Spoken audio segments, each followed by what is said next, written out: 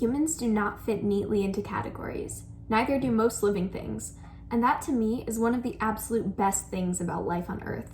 It's diversity. Diversity in appearance, diversity in brain composition, diversity in interests and passions and talents, and diversity in gender. The breathtaking variety among individuals of our species has allowed for a plethora of marvelous achievements. We wouldn't be where we are without creative people who thought outside of norms, who reached beyond conventional wisdom or overstepped it completely to devise novel solutions to problems. Social conventions often crush diversity and hold us back.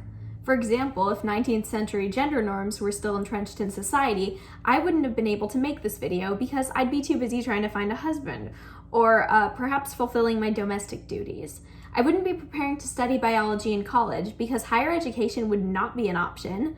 Pseudoscience at the time deemed that reading was bad for your reproductive organs, and heaven forbid I let my only purpose as a baby-making machine go unfulfilled. My point is that norms from the past, especially those pertaining to sex and gender, are often absurd, unscientific, and oppressive. And yet we still cling to antiquated notions about what people should do with their lives and how they should look and behave based on what's in their pants or on their karyotype chart. Chromosomes and genitals aren't the sole determinants of a person's identity. And just as there's variation between all human bodies, there's variation between all human gender identities. When will we learn to just let people live their lives without trying to force them into a box? Why is it so hard to let go of the boxes we've come to accept? And why will life be better when we free ourselves from the gender binary? These are some of the questions I'll explore in this video, and I asked some of my non-binary friends to help me along the way. A quick disclaimer, my friends and I can only speak for ourselves, not all non-binary people, because we all have unique life experiences and gender identities. Non-binary is not a third gender. It's simply an umbrella term denoting that someone does not identify with one of the two binary genders, male and female. Some people prefer the term genderqueer or another label to describe their identity. Some have multiple labels, and some don't even have a label or know how to define their gender. Human gender is fluid and complex, and just because someone can't verbally express the full intricacy of their identity does not mean they're invalid or any less deserving of respect and kindness. Someone else's gender identity is their business and their business only, as long as it doesn't harm anyone else.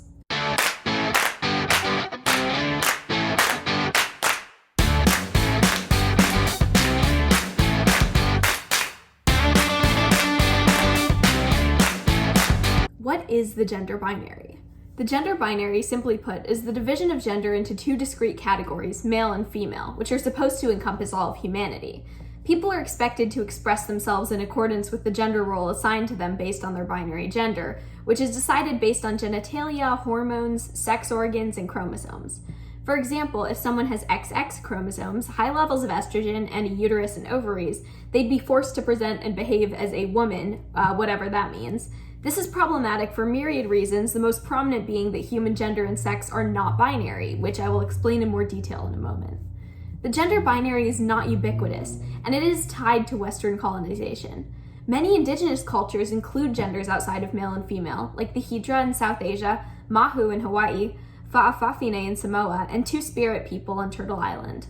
The reality is that there are millions of people on this earth who don't identify as either a man or a woman. But the gender binary has historically been imposed on those people as part of colonial oppression and attempts by Western colonizers to alienate indigenous peoples from their cultures. And people suffer under this system all over the world, but we have yet to do away with it. The gender binary is illogical. Gender doesn't always correspond to biological sex as determined by chromosomes, hormones, gonads, and genitalia. It's difficult to estimate the percentage of the population whose identity differs from their designated gender at birth because so many people remain in the closet or don't feel they have accurate labels for describing their identity. But according to a global survey, about 4% of Generation Z identifies as trans, non-binary, gender non-conforming, or gender fluid. That number, which is a very conservative estimate, considering that a lot of people are still in the closet, sits around 2% for Gen X and 1% for millennials. But that's still a significant enough sector of the world's population to conclude that gender isn't strictly determined by sex characteristics. Even if gender did correspond perfectly to sex, there still wouldn't be two gender categories because sex isn't binary either. XX and XY are not the only possible chromosome combinations a human can have. According to a study published in the American Journal of Medical Genetics, people can have XXX, XXY, and other chromosomal arrangements and hormones, gonads, and genitalia that cannot be categorized as either male or female, placing them under the umbrella term intersex. Furthermore, chromosomes don't even necessarily correspond to genitalia. Someone can have XY chromosomes, the configuration typically considered male, and still develop a uterus and ovaries, traits typically considered female. And this isn't that rare. Intersex people are as common as natural redheads, making up about 1.7% of the population, and there is an incredible amount of diversity in the intersex community when it comes to genital, reproductive organ, and chromosome combinations. As I said in the intro, people do not fit seamlessly into binary sex and gender categories. Nevertheless, we are indoctrinated into the gender binary from before birth, when most parents have already chosen one of two genders for their child based on their body. This is illogical, as we now know that neither sex nor gender is binary, and phenotypic traits like chromosome arrangement, hormone balance, or genitalia do not always correspond to gender identity. Furthermore, assigning a set of traits for one's child based on gender stereotypes is misguided and harmful. Parents who do this could end up forcing a child to live a certain way because their body looks and functions a certain way, and imposing their own idea of how their child should present rather than letting them express themselves. And that could seriously damage their child's self-esteem and quality of life. The logical conclusion here is that we shouldn't gender biology at all. What's the point in designating someone as one of two genders when we don't know for sure what category they'll fit into, or if they'll even fit into one at all? Because we know that the two binary options don't accurately represent everyone, and that biological sex doesn't perfectly correspond to gender, there's a 100% chance that someone gets left out in this system. A lot of someone's, in fact. And growing up would be so much easier and more fulfilling for all those kids if they were free from the imposition of the gender binary. The gender binary is harmful. Forcing a gender on a child would have no purpose in a society free from the gender binary. One reason people still do it is to make life easier for their children. It's more convenient to fit into one of society's predetermined boxes than to exist outside of them. But of course, so many people do exist outside of these boxes, and the imposition of gender throughout early childhood and adolescence can make life a living hell for them if their assigned gender just doesn't fit them. It can also be frustrating to feel like a label doesn't exist to represent your identity. And I think that's part of why so many people don't even consider that they might be non-binary or feel scared to come out if they think they are. It's frightening to take that leap into uncertainty, to acknowledge that you don't identify with your designated gender at birth, but you also don't know what you do identify with. In addition, a lot of the instability and discomfort that people often face when deciding to come out is rooted in the fact that our society has been organized around these meaningless categories that don't accurately represent everyone. It is incredibly inconvenient, exhausting, and often painful to live outside the binary in America, constantly correcting and trying to educate people, struggling to find gender-neutral bathrooms, being misgendered and pushed into binary categories at every turn.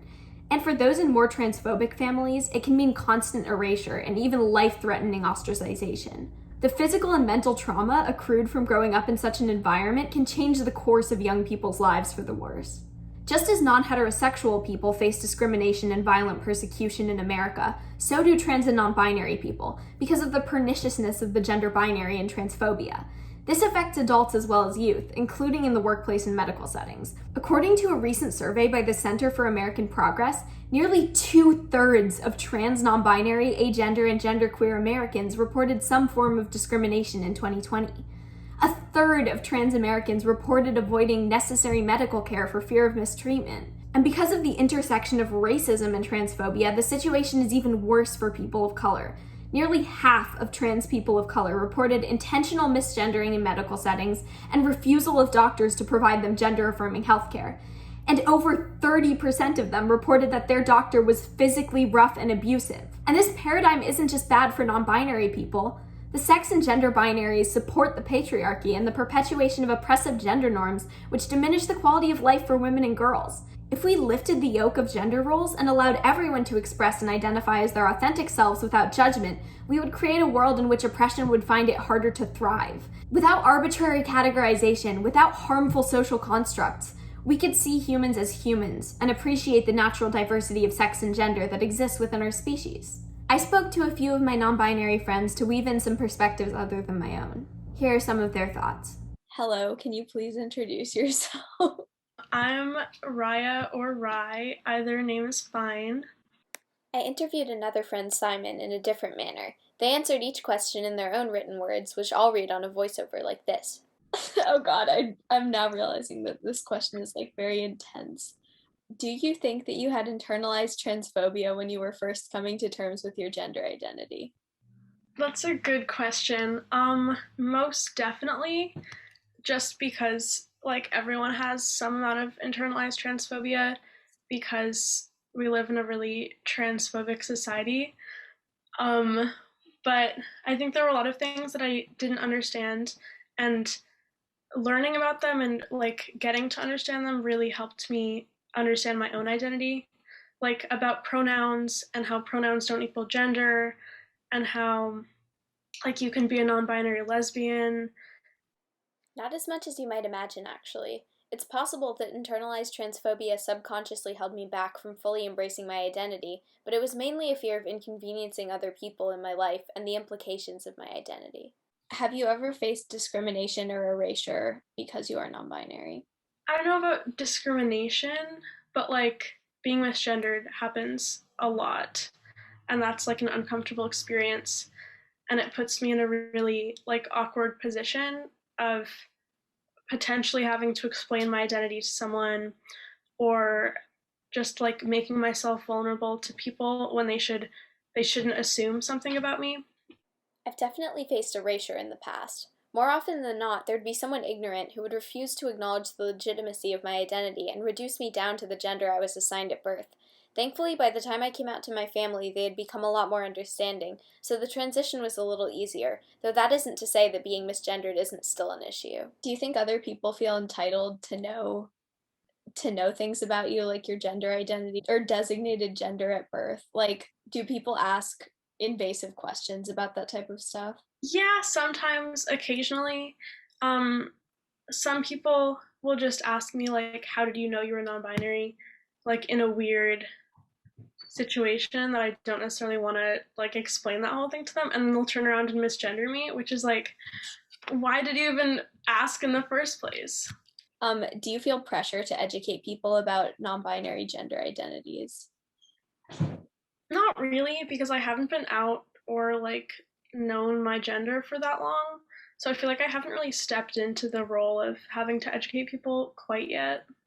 Absolutely. It's happened before that I had to tell someone again and again what my identity was, what it meant, even how my identity worked. Even after explaining it every which way possible, my identity was still some kind of mystery.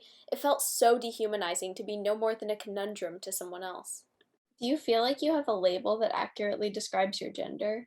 Um, there are a few, but they're also like not very like set in stone. Like non-binary is good. I like gender non-conforming too, and gender queer and trans as an umbrella word. What do you wish everyone knew about non binary people?